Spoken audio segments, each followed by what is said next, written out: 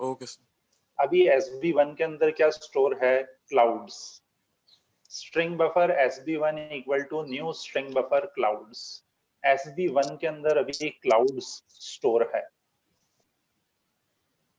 अब अगर मुझे इसमें ओरिजिनल ऑब्जेक्ट में कुछ चेंजेस करने हो तो SB1 dot append space rain, तो इससे क्लाउड्स के बाद स्पेस और रेन आ जाएगा, तो एक क्लाउड्स रेन हो गया। फिर मैंने SB1 डॉट अपेंड 100 लिखा, तो अब इसमें हो गया क्लाउड्स रेन 100। तो अपेंड मेथड स्ट्रिंग बफर के एंड में ऐड करता है। तो अपेंड मेथड ओवरलोडेड मेथड है। पहले यहां मैंने अपेंड को क्या पास किया? स्ट्रिंग। फिर मैंने अपेंड को इंटीजर पास कर दी। फिर मैंने अपेंड को यहाँ बूलियन वैल्यू पास करी। तो अब SB1 में क्या हो जाएगा? Clouds rain 102। पहले क्लाउड्स था, फिर स्पेस रेन अपेंड किया, फिर 100 अटेंड किया, फिर ट्रू अपेंड किया। तो प्रिंट करवाएंगे SB1 को, तो ये पूरा प्रिंट होगा। फिर मैंने यहाँ पे SB1 डॉट अपेंड शाइनिंग कर दिया। तो शाइनिंग कर दिया, तो अब इसमें हो गया क्लाउड्स रेन 100 ट्रू शाइनिंग। अब अगर मैं इसकी लेंथ प्रिंट करवाऊंगा तो लेंथ आएगी इसकी 25। SB1 डॉट लेंथ क्या आएगी? 25। जब इसमें शुरू में मैंने स्टोर किया था क्लाउड्स, तो इसकी कैपेसिटी क्या थी? जब मैंने यहाँ इसकी कैपेसिटी प्रिंट करवाई तो इसकी कैपेसिटी 22 है। अब मैंने इसमें डेटा अपेंड किया, अपेंड करते करते ये 22 से ज्यादा हो गया है, तो अब इसमें तो 25 कैरेक्टर्स हो गए। फिर मैंने लिखा SB1 डॉट कैपेसिटी, तो अब इसकी कैपेसिटी क्या रही है? आप देखोगे तो इसकी कैपेसिटी है 46। तो इसका मतलब स्ट्रिंग बफर की कैपेसिटी रिक्वायरमेंट के अकॉर्डिंग अपने आप बढ़ती है। इसकी इनिशियली कैपेसिटी 22 थी, फिर इसके अंदर मैं कैरेक्टर्स अपेंड करता जा रहा हूं, तो अब इसकी कैपेसिटी क्या हो चुकी है? 46। तो स्ट्रिंग बफर की कैपेसिटी अपने आप बढ़ती है और उसका फॉर्मूला होता है old capacity into 2 plus 2। New capacity equal to old capacity into 2 plus 2। तो ओल्ड कैपेसिटी इसकी 22 थी, तो न्यू कैपेसिटी क्या होगी? 22 इंटू 2 44 प्लस 2 46। जब इसमें मैं 46 से ज्यादा कैरेक्टर्स अपेंड करते जाऊंगा और इसकी लेंथ अगर 46 से ज्यादा हो गई, तो अब इसकी कैपेसिटी कितनी होगी? ओल्ड कैपेसिटी 46 इंटू 2 मतलब 92 प्लस 2 इक्वल टू 94। एक मिनट, जब भी मैं स्ट्रिंग में कुछ नई वैल्यू असाइन करता हूं तो एक नया ऑब्जेक्ट क्रिएट होता है, जबकि स्ट्रिंग बफर में मैं अपेंड मेथड का यूज करके उसी में ही ऐड करते जा रहा हूं, कोई नया ऑब्जेक्ट क्रिएट नहीं हो रहा। स्ट्रिंग बफर के केस में जब भी अपन अपेंड मेथड यूज करते हैं तो मेमोरी में जो एक ऑब्जेक्ट है उसी के अंदर चेंजेस होते रहते हैं, जबकि स्ट्रिंग के केस में जब भी मैं नई वैल्यू असाइन करता हूं तो एक नया ऑब्जेक्ट क्रिएट होता है और उसका एड्रेस जो है वो वेरिएबल में स्टोर होता है। तो स्ट्रिंग के केस में बार बार नया ऑब्जेक्ट क्रिएट होगा तो बार बार मेमोरी अलोकेट होगी, तो उसकी स्पीड स्लो होती है। जबकि स्ट्रिंग बफर में ऐसे मेथड्स होते हैं कि एक बार जो ऑब्जेक्ट में आ गया उसी के अंदर अपन मॉडिफिकेशंस कर सकते हैं। मॉडिफिकेशंस करने के लिए अपेंड, इंसर्ट और इसके अलावा भी काफी सारे मेथड्स होते हैं। स्ट्रिंग बफर की कैपेसिटी, इनिशियल कैपेसिटी जो भी है, जब उसमें उतना डेटा आ जाएगा तो उसकी कैपेसिटी अपने आप इंक्रीज होती है। उसको इंक्रीज होने का फॉर्मूला ये है, new capacity equal to old capacity into 2 plus 2। तो अगर स्ट्रिंग बफर की इनिशियल कैपेसिटी 22 है तो बढ़ेगी तो 46 हो जाएगी, 22 इंटू 2 प्लस 2। फिर उसके बाद वापस बढ़ेगी 46 इंटू 2 प्लस 2, 94 हो जाएगी। जबकि अगर मान लो स्ट्रिंग बफर की इनिशियल कैपेसिटी 20 है, तो अब उसकी कैपेसिटी कितनी होगी? 20 इंटू 2 प्लस 2 मतलब 42। तो नई कैपेसिटी जो भी होती है वो पुरानी कैपेसिटी इंटू 2 प्लस 2 होती है। अब आ जाए नेक्स्ट मेथड्स इसके। और स्ट्रिंग बफर में मैंने क्लाउड स्टोर किया, sb1 dot append space rain, तो ये बन गया क्लाउड्स स्पेस रेन। फिर मैंने इंसर्ट किया 6 इंडेक्स पे स्पेस एंड आ जाए। अपेंड से तो हमेशा लास्ट में ऐड होता है, इंसर्ट से कहीं भी अपन डेटा इंसर्ट कर सकते हैं। तो 6 इंडेक्स मतलब क्लाउड्स एंड रेन बन गया है।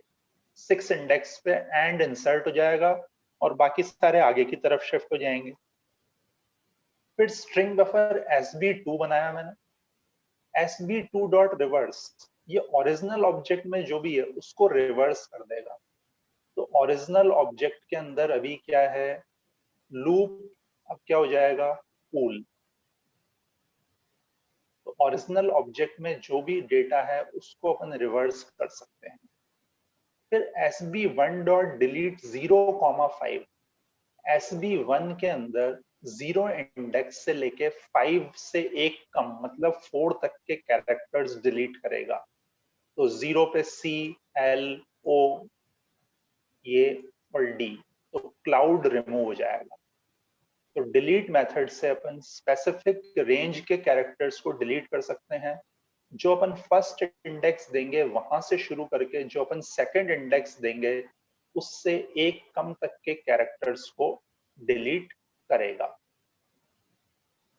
तो ये क्या बन जाएगा? अब एस एंड रेन। क्लाउड तो रिमूव हो गया, अब बचा ये एस एंड। नेक्स्ट मेथड है डिलीट कैरेट। डिलीट कैरेट से सिंगल कैरेक्टर डिलीट होता है। मैंने दिया डिलीट कैरेट 0, तो 0 इंडेक्स पे एस है, वो डिलीट हो जाएगा। वापस डिलीट कैरेट 0 दिया तो ये बाद वाली स्पेस डिलीट हो जाएगी। अब क्या बचेगा? And rain. तो डिलीट कैरेट से सिंगल कैरेक्टर डिलीट होता है। sb1 dot insert 0, clouds space, 0 index पे क्लाउड्स स्पेस आ जाएगा। तो ये वापस क्या बन जाएगा? Clouds and rain. अब अगर मुझे रिप्लेस करना हो तो रिप्लेस कैसे करेंगे? sb1 dot replace 0,6, sky. इसका मतलब है 0 से लेके 6 से एक कम मतलब 5 इंडेक्स तक के कैरेक्टर्स की जगह स्काई आ जाएगा। तो 0 0 1 2 3 4 5, 0 से लेके 5 मतलब क्लाउड्स की जगह क्या आ जाएगा? स्काई। तो ये बन जाएगा sky and rain. String buffer की कैपेसिटी अपने आप बढ़ती है रिक्वायरमेंट्स के अकॉर्डिंग। उसका मैंने आपको फॉर्मूला बता ही दिया है। अब अगर मुझे स्ट्रिंग बफर की कैपेसिटी खुद बढ़ानी हो तो मेथड होता है एंश्योर कैपेसिटी। एंश्योर कैपेसिटी 50 दिया तो मतलब इसकी कैपेसिटी अब कम से कम 50 तो हो ही जाएगी। तो अभी स्ट्रिंग बफर की कैपेसिटी है 22 इस स्टेटमेंट से पहले। अगर ये अपने आप बढ़ती तो होती 22 इंटू 2 प्लस 2 इक्वल टू 46। और मैंने दिया है आर्ग्यूमेंट में 50, दोनों में से ज्यादा क्या है? 50, तो इसकी नई कैपेसिटी होगी 50। तो जितनी मैंने पास करी थी उतनी तो हो ही गई 50। अब इसकी कैपेसिटी हो चुकी है 50। अब मैंने वापस एंश्योर कैपेसिटी में दिया 90। अब अगर अपने आप बढ़ती तो इसकी कैपेसिटी होती 50 इंटू 2 प्लस 2 मतलब 102। मैंने आर्ग्यूमेंट में दिया है 90, दोनों में से ज्यादा क्या है? 102, तो इसकी नई कैपेसिटी हो जाएगी 102। तो मेन ये चीज ध्यान रखनी है, एंश्योर कैपेसिटी में जो आपने आर्ग्यूमेंट पास किया है वो, और अपने आप जिस फॉर्मूले से जो बढ़ती वो, दोनों में से जो भी ज्यादा होगा वो इसकी नई कैपेसिटी होगी। तो दोनों ही केसेस में कम से कम जो मैंने पास करी है वो तो हो ही जाएगी। पहले केस में मैंने 50 पास करी है तो 50 हो गई, दूसरे केस में मैंने 90 पास करी है तो 102 हो गई। एंश्योर कैपेसिटी का यूज करके स्ट्रिंग बफर की कैपेसिटी को इंक्रीज किया जा सकता है। अभी स्ट्रिंग बफर में टोटल 6 कैरेक्टर स्टोर है, तो लेंथ से तो पता लगता है कि उसमें कितना डेटा है, कैपेसिटी से उसमें कितना डेटा आ सकता है। अब मुझे इसमें कुछ डेटा और स्टोर करना ही नहीं है, मेरे को तो इसमें 6 ही कैरेक्टर स्टोर करने थे, आगे मुझे और कुछ स्टोर नहीं करना, जबकि इसकी कैपेसिटी तो 102 है। तो मतलब 102 कैरेक्टर्स के लिए स्पेस रिजर्व कर रखी है, मुझे उस स्पेस को फ्री करना है। sb1.trim2size ये कैपेसिटी को लेंथ के बराबर कर देगा, तो इसका मतलब 96 कैरेक्टर्स के लिए जो एक्स्ट्रा स्पेस रिजर्व हो रखी थी वो फ्री हो जाएगी। तो अब इसकी कैपेसिटी भी 6 हो जाएगी और लेंथ तो 6 है ही। तो अगर आपको कैपेसिटी बढ़ानी हो तो एंश्योर कैपेसिटी है, कैपेसिटी को लेंथ के बराबर करना हो तो ट्रिम टू साइज मेथड होता है। स्ट्रिंग वाले मेथड्स भी यूज कर सकते हैं क्या? स्ट्रिंग के कुछ मेथड्स इसमें होते हैं कॉमन जो इसमें और स्ट्रिंग में। String buffer SB equal to new string buffer time like infinity. Time like infinity दिया, इसकी लेंथ आएगी 17, इंडेक्स ऑफ लाइक को सर्च करेगा और उसका इंडेक्स रिटर्न करेगा। तो इंडेक्स ऑफ मेथड स्टार्टिंग से सर्च करेगा और उसका इंडेक्स रिटर्न करेगा। Last index of method last से सर्च करेगा, उसका इंडेक्स रिटर्न करेगा। तो इसके अंदर ये इंडेक्स ऑफ और लास्ट इंडेक्स ऑफ मेथड्स को यूज कर सकते हो आप, जो स्ट्रिंग को सर्च कर सकते हैं। कैरेट ऑफ जीरो, एसबी के अंदर जीरो इंडेक्स पे कौन सा कैरेक्टर है? टी। जीरो इंडेक्स पे कौन सा कैरेक्टर है? टी। तो ये जीरो इंडेक्स वाला कैरेक्टर रिटर्न करेगा। अगर मैं 1 दे दूंगा तो इसका आंसर आई आएगा। अगर आपको स्ट्रिंग बफर को स्ट्रिंग में स्टोर करना हो तो मेथड होता है टू स्ट्रिंग। स्ट्रिंग बफर में जो भी स्टोर है उसको एज स्ट्रिंग रिटर्न करेगा, जिसको मैंने एच में असाइन कर दिया। तो एच में आ जाएगा टाइम लाइक इन्फिनिटी।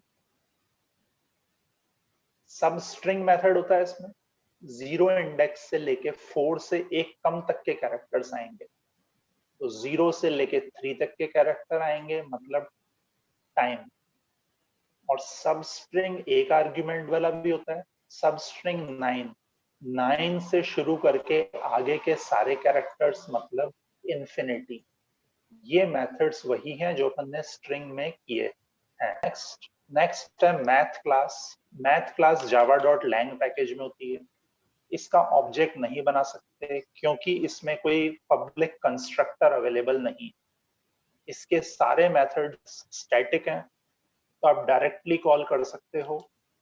पहला मेथड है रैंडम, math.random। अच्छा अभी टाइम बचा नहीं है वैसे, नेक्स्ट क्लास में करेंगे।